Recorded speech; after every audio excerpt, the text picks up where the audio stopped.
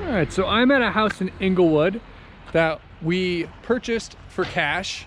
We've been doing a lot of those lately, an abnormal amount of purchasing houses for cash.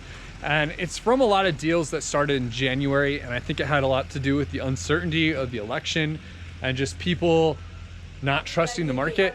And as the way things have turned out, the market is stronger than ever right now, the real estate market, and it's probably gonna get even more so now that they've included a $15,000 kind of a grant program for first-time home buyers. We're just going to repeat the 2008 mistake and just let anybody buy a house even if they don't have down payment money. But anyway, that's going to drive up house prices even more. Now is probably the safest time ever to do a fix and list deal. But in January, which is when we closed these deals that you've been seeing, people were uncertain and they were taking our cash offers a lot more than normal, a lot bigger percentage. But anyway, with this house, we bought it for cash. What we're gonna do, we're gonna rip out all of this. This is asbestos siding. You can just tell, I guess, siding that looks like this has asbestos in it. But so it can either be encapsulated, which means you can put over the top of it, or if it's ripped off, it needs to be handled and disposed of correctly, which makes it a little more expensive. So we have siding that needs to be replaced. We have windows that need to be replaced. The roof has hail damage, which you can't tell from the street, right? It's not that old of a roof. But if you get up there with a ladder and you look at it, you can see the little nicks in the, you can see where the hail hit the shingles and knocked the granules off. There was crap everywhere in this house. I mean, just filled with crap. It was several dumpster loads gone already. Here, we've already ripped the cabinets out. I didn't get a chance to get a video when we first bought it, so you can't see the true before video, but here we took the soffits out. We're in the middle of re-drywalling above them, and we'll put all new cabinets in, 42-inch uppers, the white shaker cabinets you see in all of my other projects with Paloma white countertops and the 12x4 white tile backsplash. We'll use the same tile here. We've ripped out the old tub and put, actually, sorry, this one was in good shape, so we didn't have to rip it out. We have a new tub. No, sorry, downstairs, the tub's in good shape. This is a new tub. We already ripped out the old one. This is brand new. So we're putting a new tub in. We ripped the old tile out. Here there was a big linen closet that was really ugly looking the way it was done. So we ripped it out.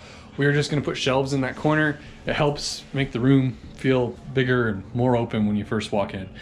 We would move the toilet over and have a bigger vanity, but I think the cost is not worth it. I don't think we're gonna get our money back. So we're gonna leave the toilet where it is, and we're going to leave the vanity a single vanity and just put some shelves in the corner. Here we have a regular bedroom, nothing fancy here. So you already got new doors in. We ripped out the old doors. Here we've stockpiled new doors. So here we'll head down to the basement. What's really cool about this particular house is that it's set up to be a duplex or a mother-in-law. You know, it's not a legal duplex. We'll go down there here in a sec. Here we have a carport, which will stay a carport. We are not going to try to turn it into a garage. I know they put this plywood up. That's not legal. You know, we're going to take the fencing off the front, leave it a wide open carport, and sell it like that. We're going to rip this all this ugly stuff down, just have a regular fence so it's nice and open to the backyard.